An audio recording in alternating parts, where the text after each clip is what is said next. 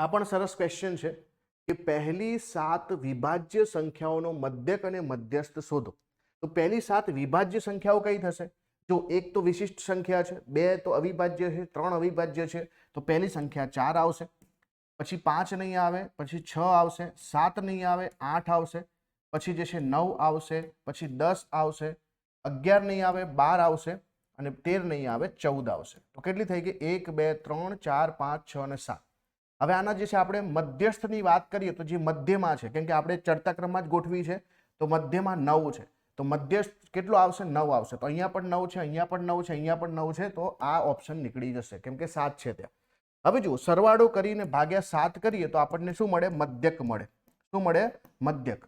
તો જુઓ 14 છે અહીંયા અને આ 6 એટલે 20 થઈ ગયા, 20 ને 10 30 થઈ ગયા, 30 ને જે છે 10 40 ને 42 42 ને 8 50 થઈ ગયા, 50 ને જે છે 4 54, 54 ને 9 63. તો 63 ભાગ્યા 7 કરીએ તો અહીંયા પણ જે છે મધ્યક પણ આપણને કેટલો મળશે? 9 મળશે. તો મધ્યક અને મધ્યસ્થ બંનેની કિંમત જે છે કેટલી છે? 9 9 છે. ઓપ્શન નંબર ડી જે છે અહીંયા સાચો જવાબ બને છે. તો મધ્યક અને મધ્યસ્થમાં આટલો ફરક છે.